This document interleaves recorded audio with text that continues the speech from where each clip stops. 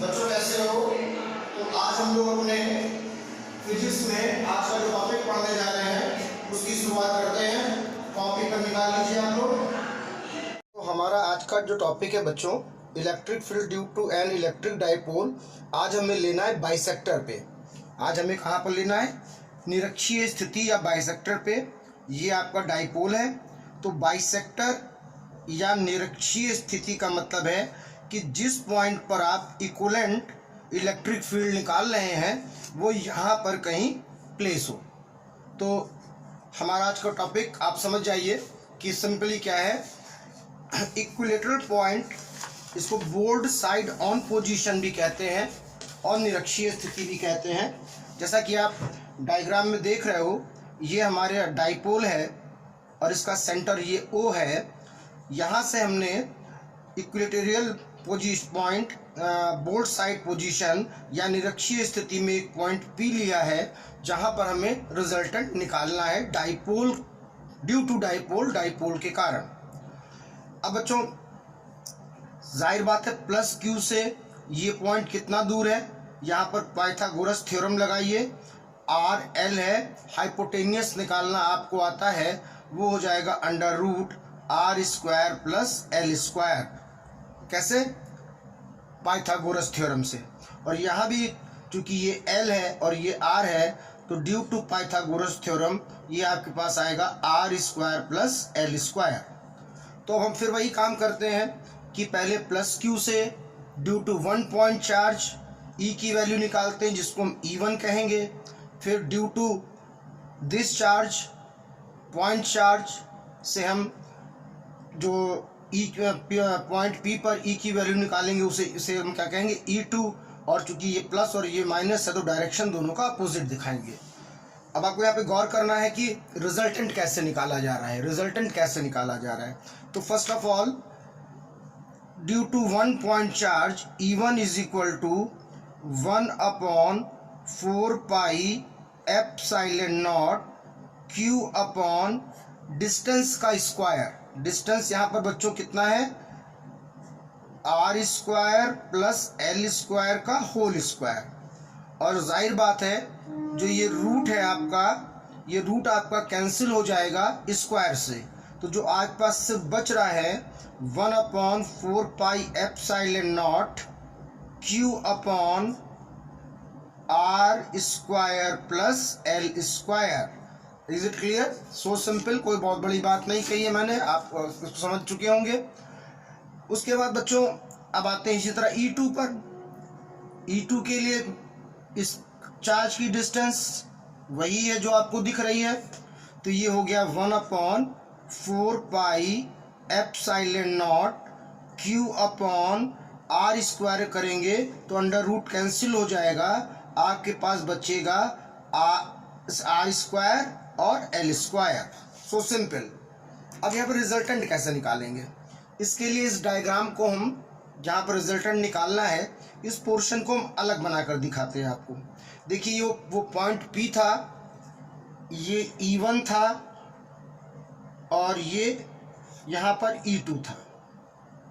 अब जाहिर बात है कि जो रिजल्टेंट होगा वो दोनों परिणामी दोनों के बीच में सपोज यहाँ पर है। इसी रिजल्टेंट को हमें निकालना है E1 और E2 से। तो सिंपली अब हम क्या करेंगे, हम ट्रिग्नोमेट्री की हेल्प लेंगे क्योंकि हमें यहाँ पर ट्रायंगल मिल रहा है। कहाँ पर? पॉइंट P पर।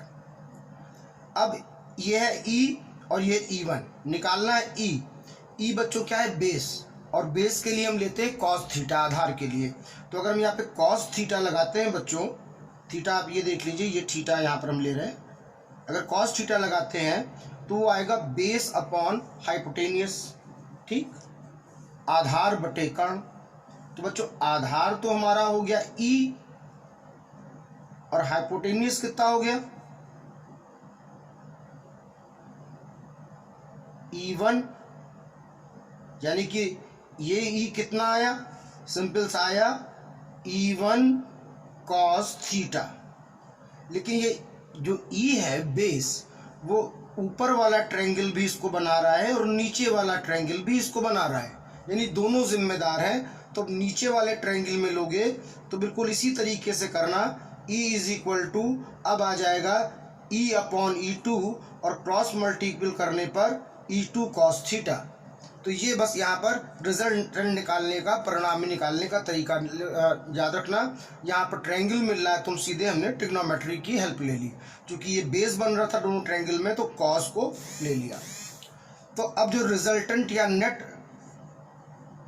इलेक्ट्रिक फील्ड है पॉइंट P पर, वो हमारे पास है E1 cos theta plus E2 cos theta. इन दोनों को जब हम ऐड करेंगे तो हमें ये रिजल्टेंट E मिलेगा। अब E1 E2 की वैल्यू सेम है, यानी जब आप रखेंगे तो ये 2 टाइम्स हो जाएगा, मतलब net E is equal to E1 कितना है 1/4 pi epsilon naught Q upon R square plus L square cos theta और प्लस E2 की वैल्यू रखेंगे 1/4 pi epsilon naught Q upon R square plus L square cos theta. अब देखिए बिल्कुल same, जो ये है उतना ही ये है, यानी ये दोनों जब ऐड होंगे तो सिंपल सा बात है 2 टाइम्स हो जाएंगे। किसके 2 times 1/4 pi epsilon naught Q upon R square plus L square cos theta. मतलब दोनों वैल्यू एक थी, जब ऐड होगी तो क्या हो गया, दोनों वैल्यू 2 टाइम्स हो गई।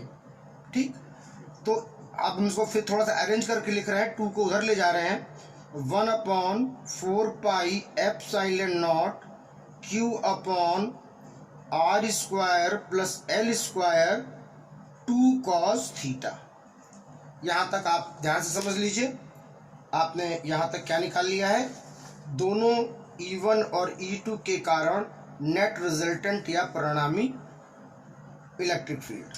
तो अब देखिए इसके आगे क्या करना है, इसके आगे हम लोग यहाँ से कॉस थीटा की वैल्यू निकाल रहे हैं। कहाँ से, यहाँ से। यहाँ देखिए कॉस थीटा कितना है, कॉस थीटा आपका यहाँ पर क्या बन जाएगा, बेस अपॉन हाइपोटेनियस, आधार बटे कर्ण। तो यहाँ से हमने निकाला तो बेस हमारा कितना था L और ये कितना था under root R square plus L square. इसको हम ये भी लिख सकते हैं कॉस थीटा बराबर L R square plus L square का हाफ, अंडर रूट का सिंबल होता है। तो ये हमने इस ट्रायंगल से निकाला है और इस वैल्यू को हम कहाँ पुट करेंगे, यहाँ पर कॉस थीटा के पास।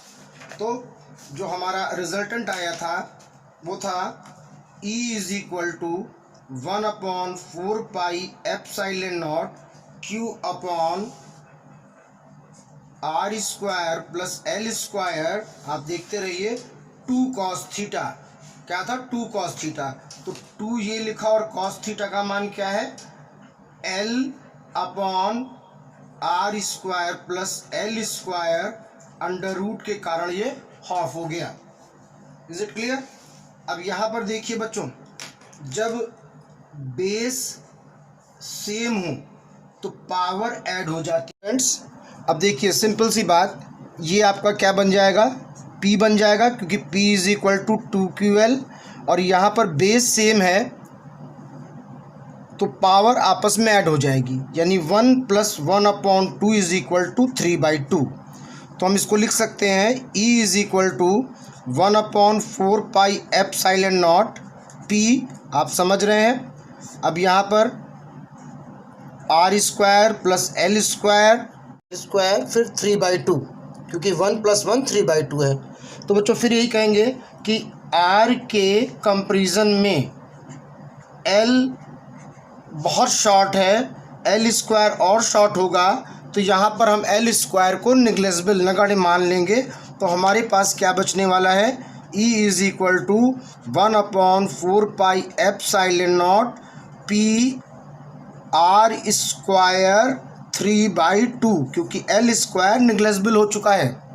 अब यहाँ से देखिए 2 से 2 कैंसिल होगा और आपके पास आएगा E upon 1/4 pi epsilon naught P upon RQ।